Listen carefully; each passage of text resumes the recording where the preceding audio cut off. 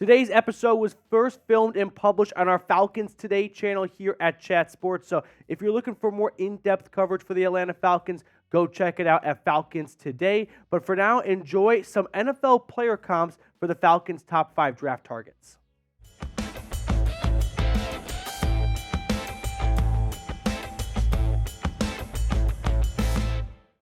Last week in our mailbag video, I got a question from Archangel asking me to make player comps for Dallas Turner, Jared Verse, and Latu. And I'll be honest, I really wasn't prepared in that moment to give 3 player comps for the top 3 edge rushers in this draft.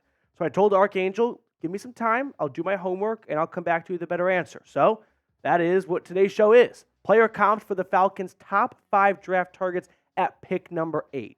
Now, if you have an idea for a video you want me to make, feel free to comment it down below. My job is to give you guys ultimately what you want to see. So if there's a question you have or a topic you want to cover, let me know, please, in the comment section, and we can explore doing a video on it. So without further ado, let's jump into my first player comp, which I think is the number 1 draft target for the Falcons at pick number 8, Dallas Turner, who I'm going to compare to Brian Burns. Now, I should have mentioned earlier, these player comps, I don't want you to look at and go, oh my God, you think that guy's going to have the exact same stats and career of this player in the NFL? No. It's made up of physical traits, physical makeup similarities, and play style similarities. Now, one guy may be a lot better at his job than the other, but it gives you a good idea as to what type of player he models his game after. So for Turner, I went with Brian Burns. Both in the same physical makeup area, Turner 6'3", Burns 6'5", both in the neighborhood of 250 pounds. 40-yard dash and 10-yard dashes are not far apart. So from a physical makeup, they're very similar. Another interesting nugget is they both went to the same high school. They're both from Fort Lauderdale, Florida. So maybe some similarities in their characteristics and whatnot, being from Southeast Florida, but both started off at American Heritage. Dallas Turner would eventually transfer to another school.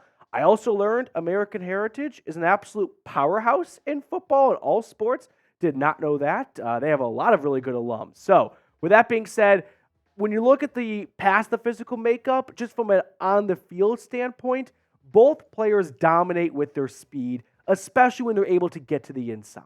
They're going to line up as outside linebackers, but they've got that blistering speed where every time I was watching Dallas Turner film and Brian Burns film, one thing that really popped out to me was the moment the ball is snapped, there's always one player on Alabama's defense that's like a full head ahead of the next closest defender making their way into the backfield. Dallas Turner was always upfield, and he's constantly in the backfield, and both of these players have great closing speed. If they're in your grasp, you're not getting away from them, right?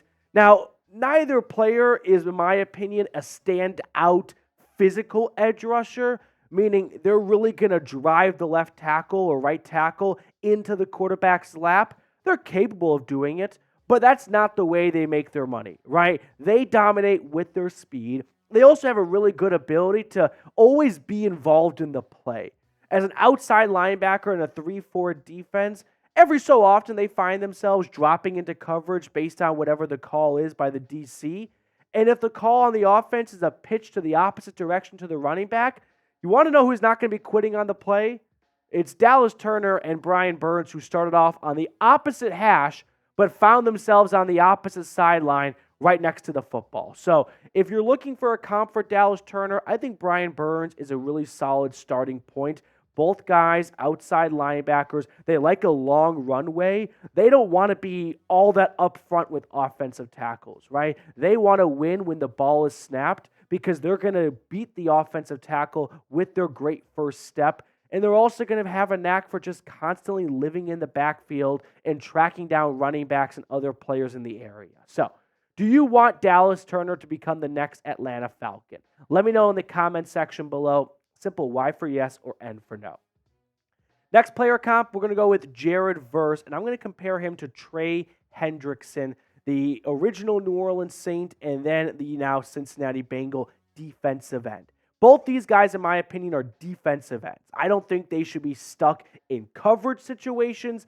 That, to me, sounds like a recipe for not disaster, but not a great outcome for the defense. Very similar makeup. Hendrickson's a little bit bigger. It's not a perfect comparison, but 6'4", 40-yard dash is in the same neighborhood. Hendrickson's probably got a little bit more strength and meat on his bones, which allows him to anchor a little bit better than Jared Verse. But Verse plays a lot stronger than what 6'4", 254 pounds looks like. Now, both these guys are effort-driven.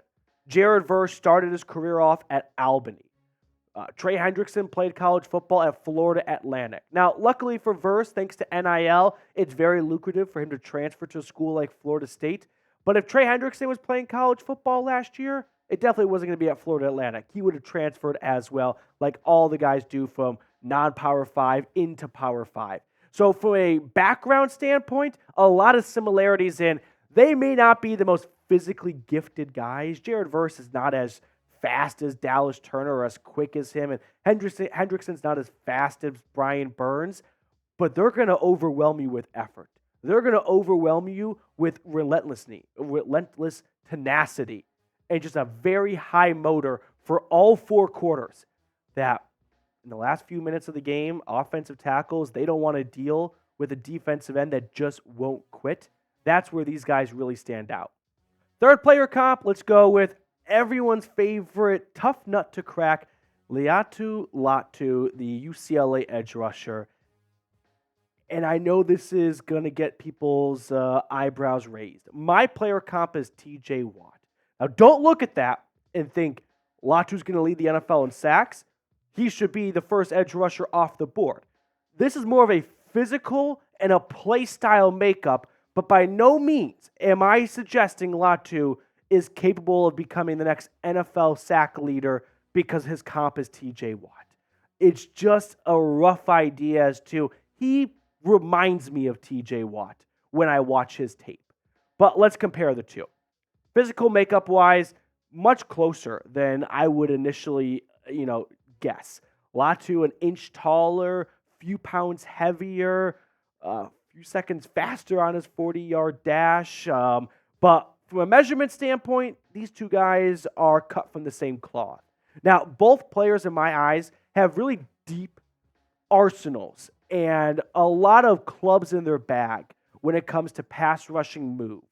Remember Dallas Turner, we talked about, he wins with speed, right? He's got some strength. He's not a weak man by any means, but when it comes to Latu, I think of the three edge rushers in this draft class, he's the most skilled at the position. He's a guy that can win in a variety of ways. And sometimes we see edge rushers get to the NFL, and if they only have a driver in their bag and an offensive tackle does their homework on that week's edge rusher, they're able to take that one element away from them, and then they become one-dimensional and then zero-dimensional. So I see some similarities that Latu and TJ Watt have where both guys have really deep bags or deep moves in their arsenal. Now, TJ Watt is not the same exact position as Latu. I'm not sold on Latu being like TJ Watt in the NFL where Watt's an outside linebacker, right? He finds himself near the football a lot of times because he's in coverage a good amount of times, right? He's not always rushing the passer.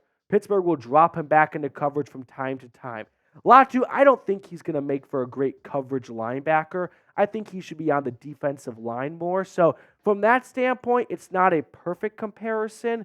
But if you're looking for an edge rusher that's not the most physically God-given, gifted edge rusher or defensive end, like Myles Garrett is just Superman, right? You don't get a Myles Garrett in every single draft. There has not been a Myles Garrett since Myles Garrett came out, in my opinion.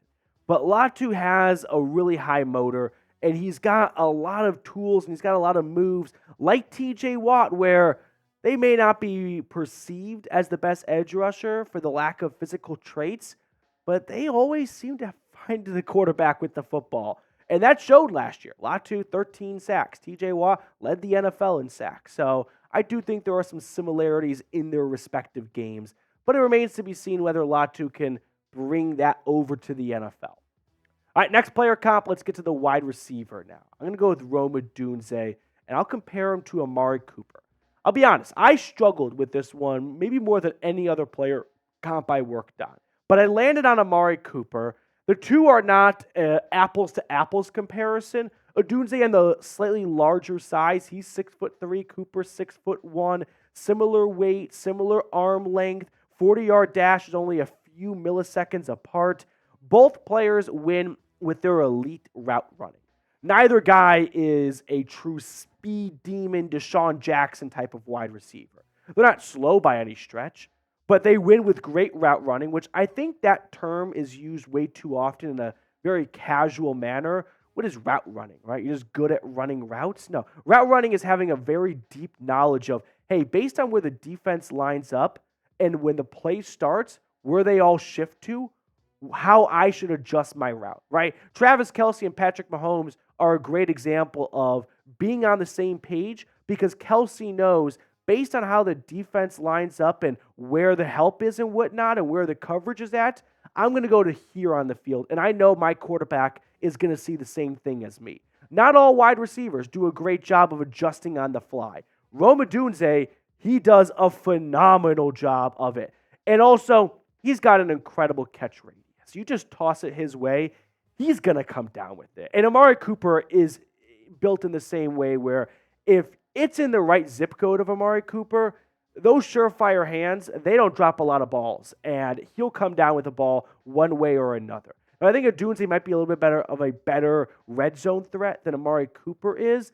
But I do see a lot of similarities of if you're looking for a receiver that's going to get the job done, that's going to be reliable, someone you can count on, these are your guys. Other comps I saw for Rome Odunze, Larry Fitzgerald, which I do see the play style similarity of not a receiver who's going to be an extremely fast vertical threat, but a guy that's going to be physical, and that's Odunze and Cooper, and yards after catch monster. And Cooper's not the best. Amari Cooper's not the best yak guy. That favors more Odunze. But from the physicality standpoint, I see a lot of similarities between Amari Cooper and Rome Odunze. Now, do you want to draft a wide receiver at pick number 8? Type D for draft or type P for pass. Fifth and final player comp, let's toss in a corner. Can't rule Atlanta going out for Terrion Arnold at pick number 8. And the player comp I cooked up was Kyle Fuller. Now, I personally always strive to do player comps for guys that are still in the league because that's fresh in everyone's minds. But Kyle Fuller was playing football just a season ago, so I'll include him in this. These two are very similar in a physical makeup standpoint. 6 foot to 5'11", separated by a pound.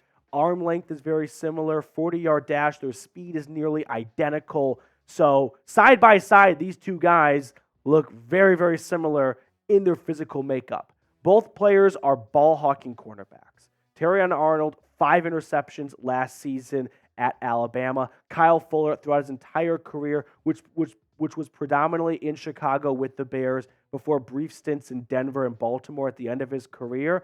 With the Bears, he was one of the best ball-hawking corners. He led the NFL in interceptions one season.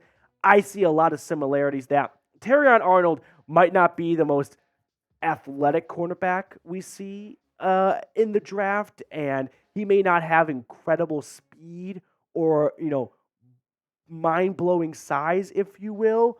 But if you're looking for a lockdown cover corner that's going to come away with interceptions and is going to make plays on the football, this is your guy.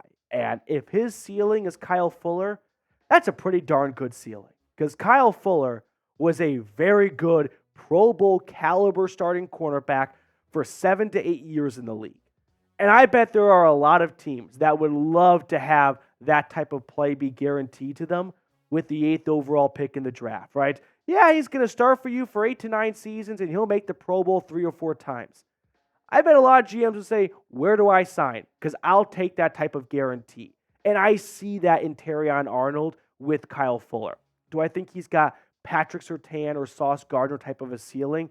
To be honest, no. No, I don't. But I do think Terrion Arnold is a Pro Bowl level cornerback that can hold his own, can make plays on the football, can sell jerseys, and can get butts in seats. And for Atlanta, that might not be a bad idea to put opposite of A.J. Terrell. Or if they don't think A.J. Terrell is the long-term solution for them at cornerback, you can draft a guy this year and have a head start on replacing him next offseason. So of the 5 players we ran through on today's show, which of these 5 players do you want to draft the most? If all 5 are available at pick number 8, which I expect, at least one's going to be available at pick number 8. So Atlanta's going to have a good opportunity to pick more than just one of these guys if they really can't make up their mind between the 5 of them. Which one do you want to pick? My overall preference would be Rome Odunze 1, Dallas Turner 2, Jared Verse 3, Terrion Arnold 4, and Latu at number 5.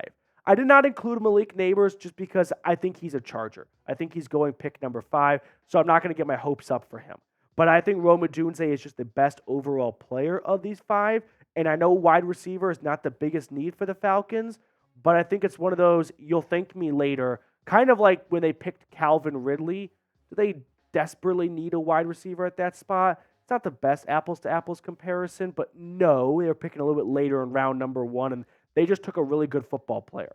If you're looking for a surefire thing at pick number 8, I'm more confident about Rome Odunze being a surefire thing than any other guy. But I know Dallas Turner brings a lot of weight because of the need for a pass rusher, especially since Atlanta's been sitting on their hands all offseason at that spot. So that's probably where the Falcons will go, and Odunze may be a Giant, maybe a Bear at pick number 9. But if there's a guy that I know is going to make a Pro Bowl out of those 5, and I would put money down on it, it would be Rome Odunze. That will do it for us on today's show. Thank you so much for tuning in, Archangel. I really hope you appreciate the breakdown. I had a lot of fun making today's video, so if you want videos of this nature, let me know in the comment section what I should talk about next.